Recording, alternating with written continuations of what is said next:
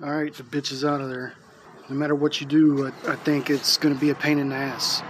But in this case, I'd left all the pain to that radiator, because now that came out so easy. It was like taking it off of old school. Usually, you know, in old school cars, you just crawl under them, you take off 2 bolts, disconnect the wires, and put your new one back in. And you know, all these new vehicles, you got to remove all kinds of different stuff. So the reason you can't get to this one from the bottom is because the oil cooler's in the way, and like I said, you need to be able to hold this up into place while you're bolting it in. You've been warned, but like I said, popping this radiator out is super quick. See, look how that starter is sitting in there even with 1 bolt started. So that's what I'm talking about. So no matter how you get the bolts out, it's about getting the starter out and then having access to get to those connectors back there. There's a whole lot more to it than just getting the bolts out. You can see, even with 1 started, you're trying to get to this top one or that bottom one. You know, if you don't got a good clean shot like this, it's going to be a nightmare. All right, it's back in. Now I'm just going to throw this radiator in place and piece it back together here and put this fluid in. But that's about it. Make sure you tighten these bolts down to tighten the fuck out of it pounds. They're made to be torqued down tight. If you're using a 3/8 ratchet and you're breaking them loose, you'll feel it, and you just want to apply that same amount of torque when you're putting them back. Make them nice and tight. You always do that with starter bolts. And if I have anything else to add, I'll throw it in, but don't forget to disconnect your battery when you start this. Yeah, do have something to add. Now, this radiator here, if you're trying to drain the radiator, you may not know this, but this spout twists. So look, see how it comes around there? Notice we don't have great lighting here, but look, see that? Alright, so it tucks up out of the way, and when I broke this loose, I was expecting it just to flow, and it didn't, so I took it all the way out, and it still wasn't flowing all that great, but that's why. So I don't know if that's unique to Nissan or what, but I don't think I've ever seen this before. And you know, this is pretty much, you can watch this video if you're trying to put a radiator in.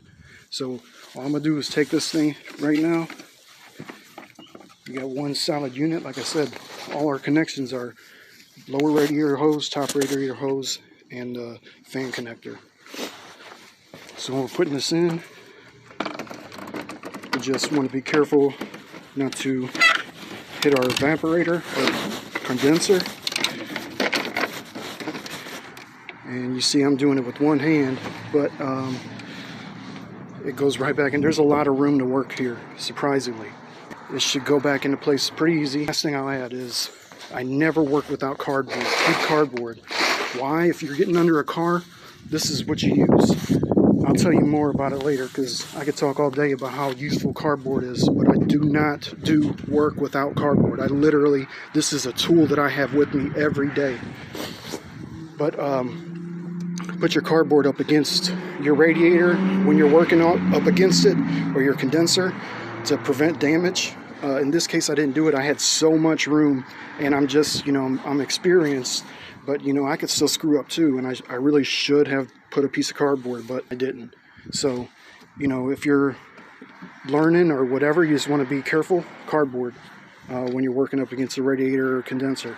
Radiator's back in place. Now, again, we just sit it into the holes where it secures down there, and it will not, see it's kind of rigid. But anyways, we're going to put our condenser back into the clips, and 2 bolts in either side of it,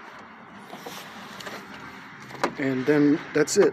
So once we put this radiator back, we're just bolting the condenser to it after we put it back in its clip and its resting place on the radiator, and then put the radiator where it secures down there. Top radiator hose, bottom radiator hose, fan, electrical connector, bolt here for the condenser. Obviously you got to get the condenser back in its clips. We're ready to put this core support in place. And the core support itself is going to secure here and here to the center part, the center brace, and secure here and here to the body. So we got 2, 4, 6 bolts to go to put this back in. And as I said, as long as you have your radiator in place, this thing will sit right on top of the radiator. There's posts on top of the radiator, one here, where this will sit into, and everything will line up. All right, bolt here, bolt here, bolt here, bolt here, bolt here, bolt here, and boom, boom, boom, boom, boom. Missing one from start. These got to go back. One over here, one over here. 2 screws here. 1, 2, 1, 2, and then a clip here, clip on the inside that clips to this brace. And it's running.